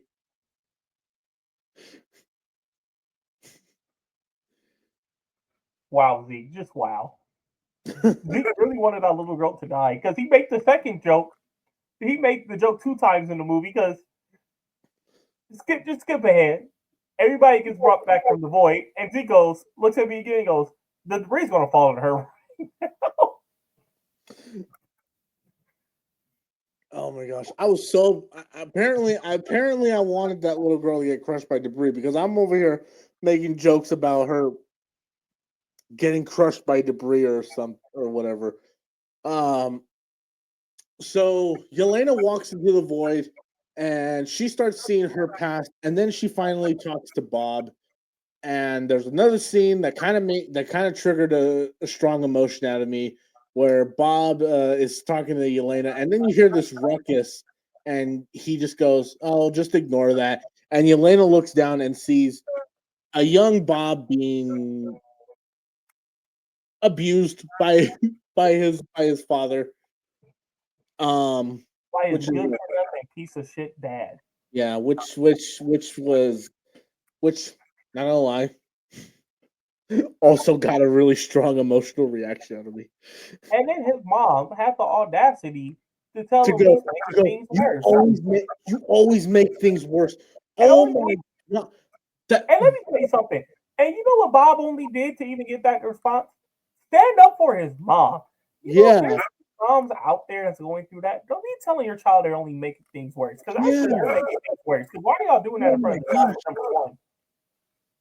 Oh No, yeah, yeah. No, it was really sad. And again, all of this is happening, and I'm sitting here watching it, going, I had no idea Marvel would ever go this way. Who in our this is the same studio that gave us Thor: Love and Thunder. We got which now pisses me off. Because I'm not gonna lie, I never came to that conclusion. we got Love and Bowser. Thunder never crossed my mind. And that was my thing with Thor: Love and Thunder. It wasn't dark enough. We got Bao, the god of dumplings, in Thor: Love and Thunder, and yet now Marvel's making a movie about a guy who's suffering through depression and anxiety and drug addiction, and then you have one person who literally is revisiting the moment where she's drinking herself almost to death. What? Hey, don't talk shit about Bao, the god of dumplings. Oh, I'm not. I love Bao, the god of dumplings. I love that. I love that. I love that part. Honestly, here's the thing. I've always said this. I think Thor: Love and Thunder is very funny. I just think they could have. It wasn't supposed to, the tone. They needed to real. They needed to rein back on the humor and Yeah, because give when a. you have a villain called Gore the God Butcher, as a person who's seen this movie, I want to see Gore butcher some gods. And he doesn't do a lot of god butchering. He only killed one god. He only killed one god. Yeah, that's true. How do you get the title Gore the God Butcher if Well, you only gonna kill one no, god? no, he killed one god on screen, and then he killed a few more gods, but they were all off screen. As I said, I only see one god. So, um, how are you getting the moniker the God Butcher if you only killed one god? Well, like I said, he killed all the other gods off I'm screen. talking about as a viewer, not actually what was written in the movie. I Yeah, only see you kill one god. I yeah, want I but but want God. but I Michael, want Kratos, damn it! as a viewer, aren't you satisfied with the fact that he only kills one god on screen, and then No, all the other gods are no, dead, are dying off screen? no. I am. I'm Oh, satisfied. I mean, when I play God of War and I play as Kratos and I'm killing gods, you think I just want to kill one god? Or you think I just want to see him kill one god and the rest of the gods are off the screen? Or you think I want to kill all the gods, Zeke? I'm full sarcasm. Yeah, I'm actually being full sarcasm. I I actually know you are, but I'm just asking a question. okay. So we Tahiti get should be. Wait, what's the director's name again? Tahiti? Tahiti? Taika Waititi. Who? Taika Waititi. Should be sentenced for war crimes against the MCU. Um, he's an Academy Award winning writer. The God Butcher should be alone sentence him to a war crime. Anyway, let's get back to Thunderbolts. So the rest of the team goes into the void and they help. Well, not the void, as in like the Deadpool Wolverine void, but So like basically, little synopsis. The Void has put a shadow over all of New York. oh All of gosh, New York. oh my gosh, here's this nitpick again. I can only this movie. So we find out this movie takes place maybe a little bit before. After me and Zeke did research, this movie takes place a little bit before Daredevil, the new season, by the way. No, I think it actually, like, honestly, here's the thing. I think so. It takes place. Yes, it does take place. I think it does take place before Daredevil, but I do believe it also takes place a little bit after Brave New World. Well, anywho, Because, well, you know what? I'll save the rat for for um for what's the word I'm looking for the post credit. But yes, basically the Thunderbolts come in um and they hug with Bob. Well, yeah. Yelena hugs Bob. So they go in and they go in and all this chaos is happening and And I'm not Bob, gonna lie, Bob is beating the shit out of the Void. By the way, yeah, Bob goes in to fight the Void and he is beating the hell out of the Void. but that's what the Void wants. And they all go in and hug Bob, and then that ultimately is what defeats the Void. Now, And that's when Zeke wants the child to die again, wants to breed a fallen child. So the first person who gets brought back from the and Void is the then, child. because And then they see Valentina. we gotta very quickly run through this because I gotta be up at 5:30 in the morning tomorrow. Oh, Um, and then they run to Valentina. so And then so that they all look at Valentina and about to go beat her up. yeah, so they're gonna go confront Valentina, and Valentina basically coax them into going through the curtain, and they see that Valentina is hosting a press conference, and she announces them as the new Avengers. And that's when Yelena goes, And Yelena basically she goes up to Valentina, whispers in her ear, "We own you now." now, I'm not gonna lie, I'm probably turning myself in if I was Valentina. It's better than being owned by those people,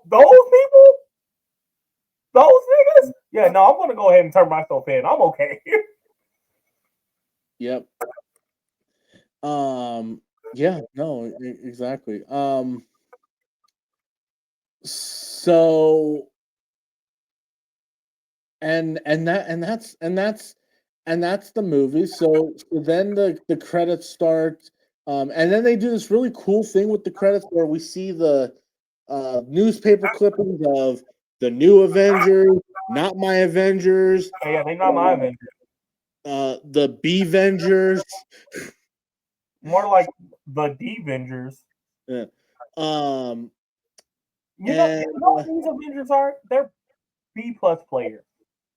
and then You're like, uh, right, they're B plus yeah, players. yeah, yeah. Again, we gotta. Anyway, so then we see the Thunderbolts title card that fades away, and then the new Avengers title card, and then we get the first post credit scene. Which the first post credit scene, I'll be honest, it's not. It, even though it's not like a big significant thing that's gonna like change the MCU forever, it's pretty funny. It's very funny. Red Because, Guardian is because trying to coerce this it's woman Red Guardian. into buying the Wheatie box. It's Red Guardian in the grocery store, and he's like trying to get this woman to buy the Wheaties box with the new Avengers on it. He hands the Wheaties box to the woman, and then she just sets the Wheatie box down on the shelf. Yeah, the woman takes it, says thank you, and then right at the end, the aisle puts it right back. Yeah. Um. And then that's the first post credit scene, and we're sitting there, and you know it's funny because we're sitting there and we're talking about what the second post credit scene could be. Now Michael and I are making jokes. We're making fun of the movie, and we're making jokes about, man, how's Sam reacting to the fact that they're calling themselves the new Avengers? And so we're making fun of the fact that Sam's gonna call Bucky and be like, "The fuck are you doing calling your team the new Avengers? You know I'm trying to form the Avengers." So we're making all these jokes, and then we get to the second post-credit scene.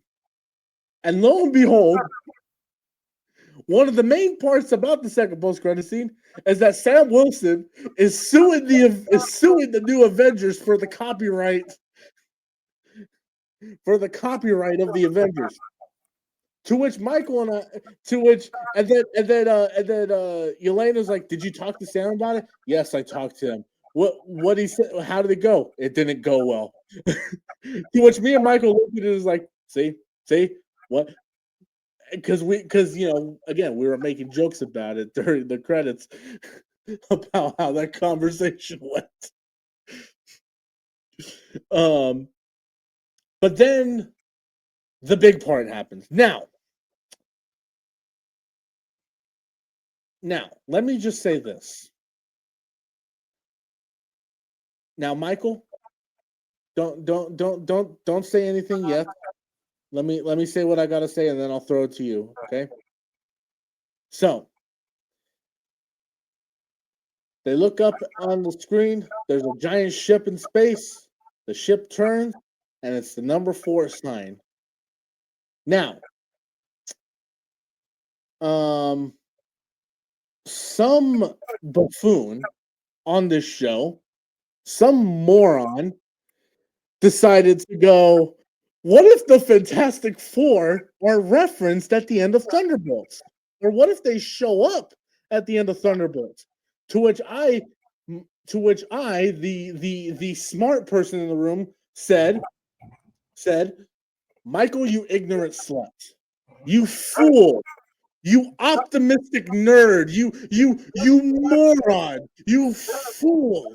Of course they're not going to have the Fantastic Four at the end in the post-credit scene of Thunderbolts. And of course I was right. Oh wait, I was wrong. Where's my Zeke? You were wrong. Everybody here was wrong. I knew the Fantastic Four was going to be in the main timeline, and I knew they was going to be in before the movie. Now I know this takes place after the Fantastic Four, but guess what? I'm still right. I'm the right one. How the guy on this podcast who really does not know movies like that was the right one. How does that make you feel, Mr. Cinema Guy? Well,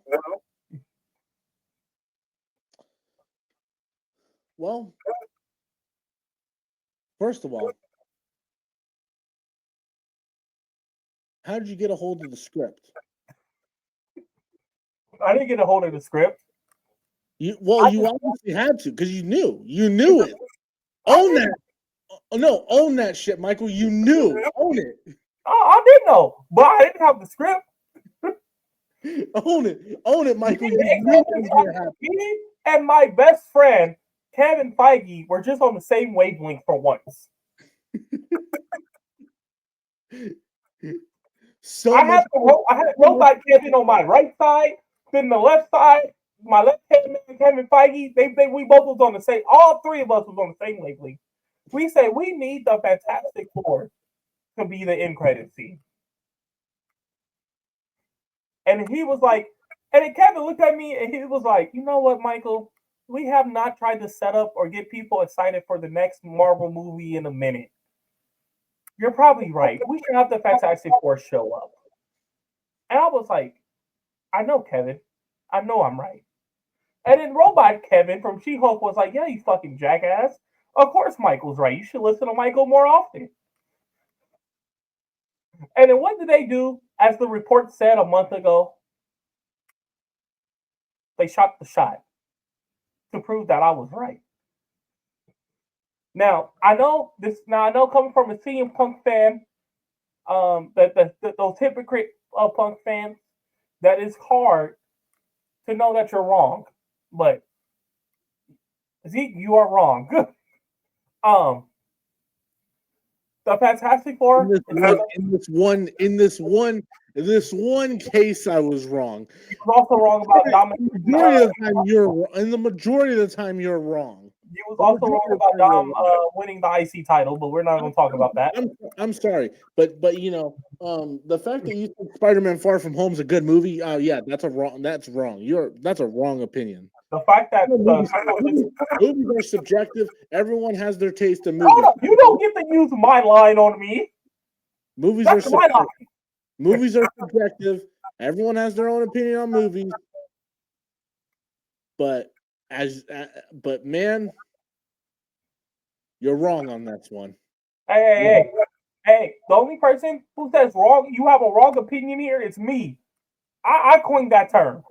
Me, that's my line. Mr. The Eternals who fell out of my top 10. Michael, do you know how many people who've been watching my videos and following me on Instagram have been telling me my opinion's wrong? I still have people who give me shit for liking The Last Jedi.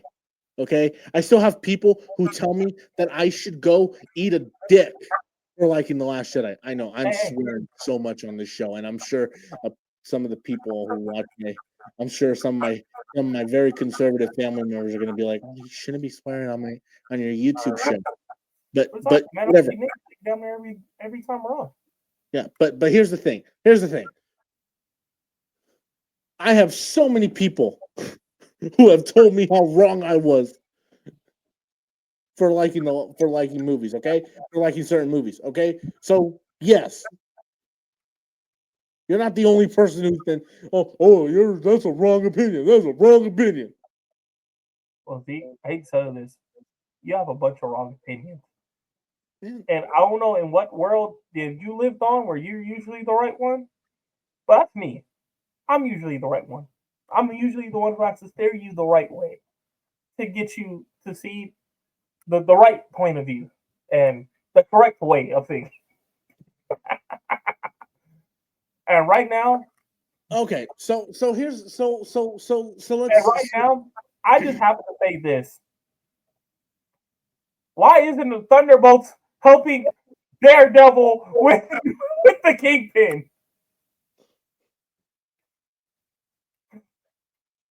And why isn't the Kingpin attacking the Thunderbolts? They're in New York City, damn it! Anyway, so yes, we got our hit at the Fantastic Four, and by the way, they did give us they when they showed the Fantastic Four, they did play the Fantastic Fantastic Four. Four. Um, and I did like the title card at the end that says the new Avengers and Bob will return.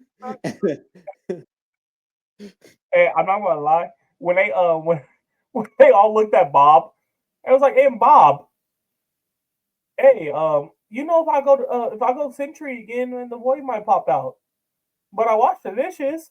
Wash the dishes. Yeah, I love that. I love that. And I love Red Guardian trying to rebrand the Avengers name so they don't get sued.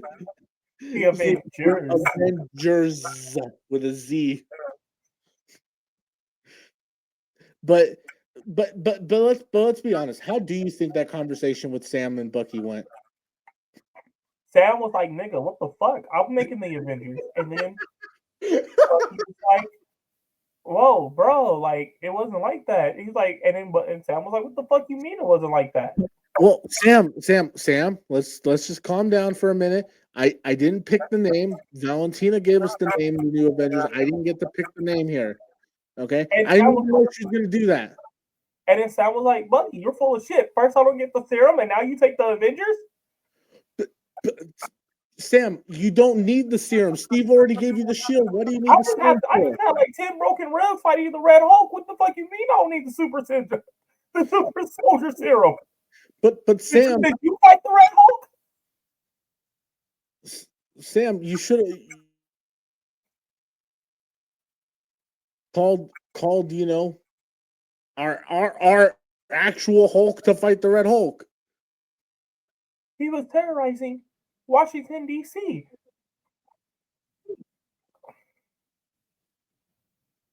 Still doesn't explain why you couldn't have called Bruce.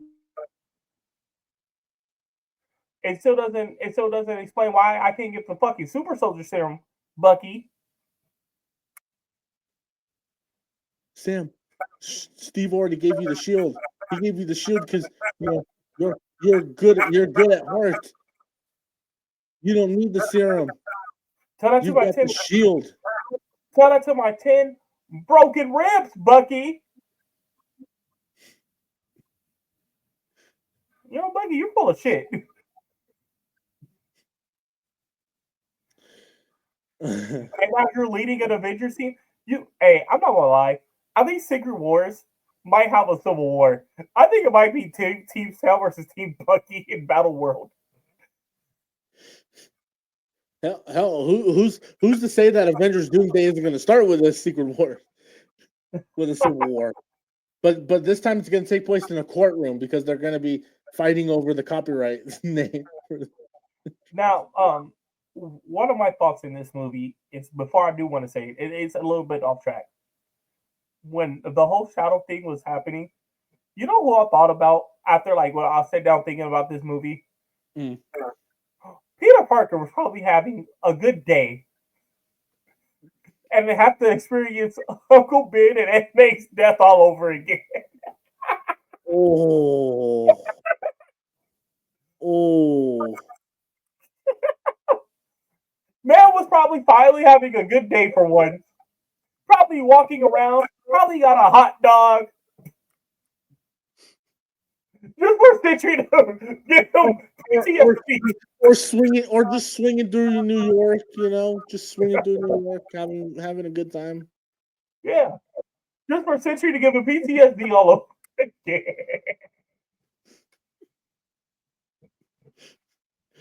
That's what the post credit scene should have been. It should have been Peter Parker sitting on the rooftop in a fetal position.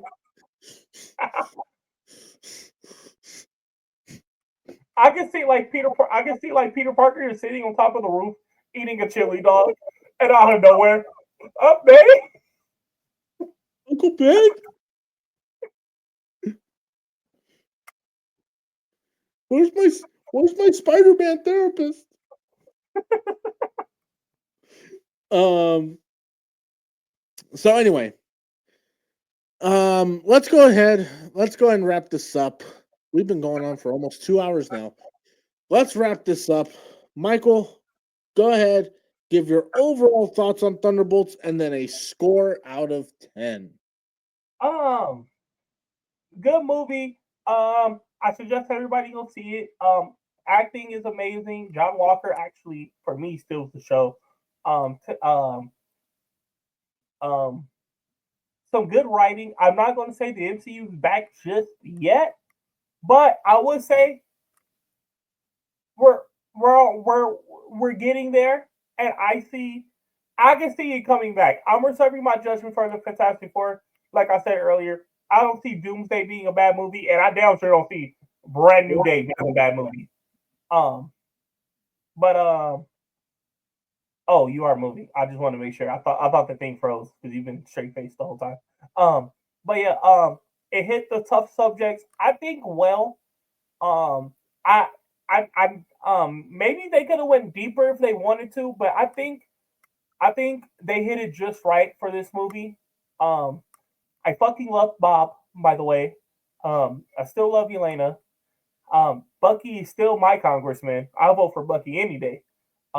Red Guardian still. I say John Walker still the show, but I think it goes Red Guardian then John Walker for me of show stealers. And I think I am saying we're heading back to the good old days of the MCU, just in time for the Avengers. My score out of this, I don't think had it at a 10 out of 10. I got it at a 9 out of 10 because Taskmaster died in the first 5 minutes. Your favorite character? My favorite character. Man, Um, that's a shame. yeah, I'm the biggest Taskmaster supporter here. Wow, that's a shame. Yeah. Okay. So, and you guys know I love this movie. This movie is now in my top 10 favorite MCU films of all time. It's emotional. It it it is for me. Look, does this movie have its faults? Sure, but for me, the positives so outweigh the negatives that I can't. That my nitpicks can't go down can't take it down. I can't take my score down. I can't help but give this a 10. Like like this movie I thought was just so great. Every single moment was so well handled. The characters are fleshed out so beautifully and so perfectly. The humor is sharp. The back and forth between all the characters is great. The action is fantastic. It's emotional. It's dark at times. And for me, it and also this movie moves at such an incredibly fast pace. It is a movie that starts and it does not let go, and I loved it for that. So for me, I like I said, it's a magnificent film. I don't know if I'm ready to say I am not in the position where I'm ready to say we're back to the MCU.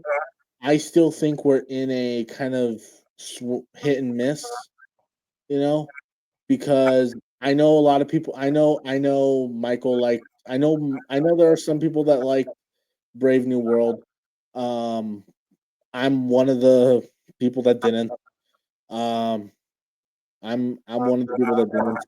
So for me, the MCU is still kind of on that hit and miss streak. But hopefully, Fantastic Four can be a hit. Like I'm hoping it is because the movie looks great. Um, They have to think. The thing is sad. Of course, it's going to and be his by the way, press. seeing that trailer in front of Thunderbolts, I keep watching the trailer for Fantastic Four, and I'm just like, oh, I can't wait for this movie. Anyway, but so, Fantastic Four. and so hopefully, look, we got Fantastic Four. Hopefully, that's great. Avengers Doomsday, Brand New Day. These movies could be great. And even Blade. Blade's coming out, and Blade could end up being a great movie. Oh wait, Hey, Zeke, just realized that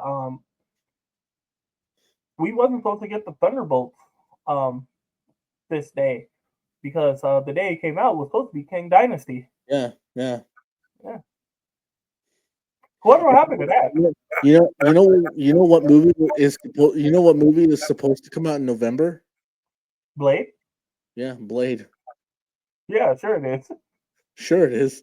Still waiting. Still waiting for that trailer. Where's Hey, that speaking trailer? of trailers, you know what trailer I'm actually waiting for? What? Where the fuck's the Ironheart trailer? That shit comes out in like 2 months. Oh yeah. Kevin Feige, where's it at? Well, okay. So how do you feel about this? And we'll wrap this up. But how do you feel about this? How do you feel about Thunderbolts being the ending of Phase 5? Do you think this I is a think good? the ending of Phase 5 is a good way to end it. Because I'm not gonna lie, Phase 5 has been so lackluster.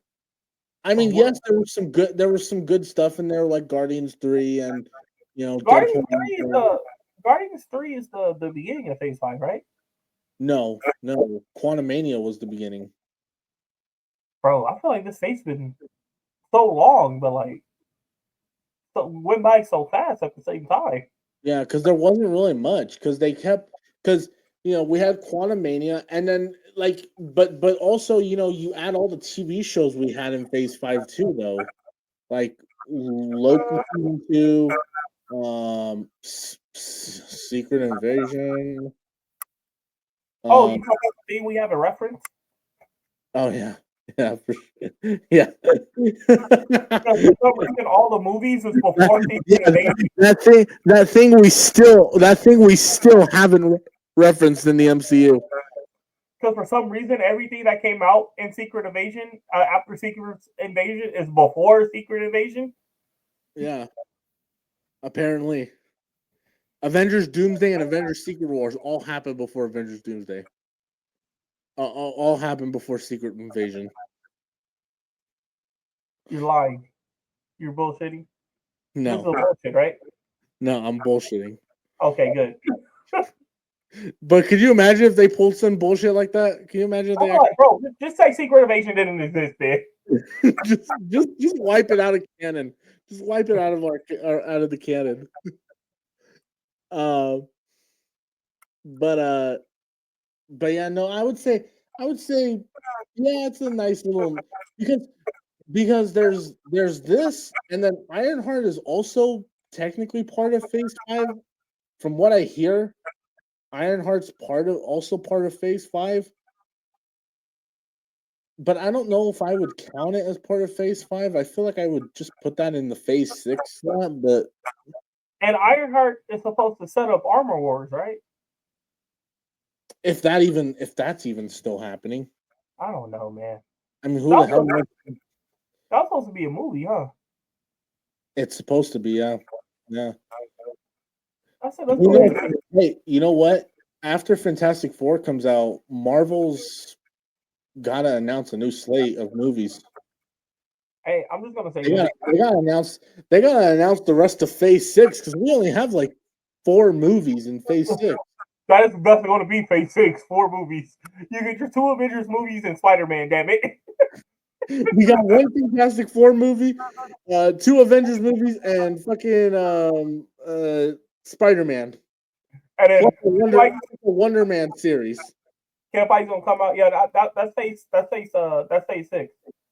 What you mean that's phase 6? Plus Wonder Man the TV series. Daredevil's Born Again season 2. Oh no, don't forget. No, he about to really come out at D23 this year. Be like, yeah, this there's no more announcements this year. Huh? Is D23 even happening this year? Did it happen last year? I thought it did happen last year. It should be happening this year. Let me look. Well, no, because it usually happens every other year. It usually happens every 2 years. Oh well, I know he's got a. Maybe at Comic-Con. Well, yeah, no, because Comic-Con, because I'm sure they're going to be at Comic-Con. Because Fantastic Four comes out like the week.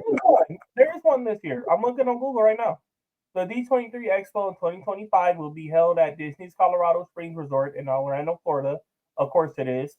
The event titled Destination D23, A Journey Around Worlds of Disney will take place from August 29th to the 31st. This is the change from the usual D23 Expo. Oh, look, now we don't even get D23 Expo no more. Everything just moves to fucking Florida. I'm sorry. I don't know how that's the case because Disney really hates the governor of Florida right now. Maybe that's why they're fucking doing it. Anyway, so anyway, guys, that will do it for our spoilers discussion of Thunderbolts. Hopefully, you guys have seen the movie. If you are one of the people who did not listen to my warning and just stuck around for this entire 2-hour spoilers discussion, go see the movie. I doubt you're even going to be interested in seeing the movie after listening to a 2-hour spoilers discussion on it, but but go see the movie, guys. Michael, where can the good people find you online? Oh wait, before I say it, Disney. I mean, before I say it, Zeke Cucumber. Oh, cucumber, cucumber. Why are you saying cucumber? Oh, I've heard that I needed to sneeze, and I heard that if you say something random, it'll stop the sneeze. It'll distract you. But y'all can find me on at Instagram at Greatness Lives On, and on X at one and only _MJ, and then Twitter and TikTok is Cosmic Rose Killer. We're gonna go back to streaming. I want to say within next week. I actually got some lights set up now, so it won't be dark. I haven't streamed like the last couple of weeks because I've just been tired, but we're gonna get back on the grind. For a roll to make 1 penny. Those are gonna be the titles of my streams. Roll to make a penny. Roll to make a penny. That's great. And of course, you guys can follow me on X at Zeke Said So, and on Instagram, Threads, and YouTube at Zeke Said So Pictures. Don't forget, guys, you guys can find the Zeke Said So podcast feed on Spotify, Apple Podcast, and Amazon Music, and all your favorite podcasting apps of choice. And yeah, subscribe right here to the Zeke Said So Pictures. Just the Zeke Said So YouTube channel. And yeah, that will do it for this spoilers discussion, guys. Thank you so much for watching or listening. If you're listening to this on the podcast feed, thank you so much for joining us. If you guys like this, please make sure you leave a thumbs up, subscribe, share it, do all that fun stuff. I will talk to you guys later. Peace out. Cucumber.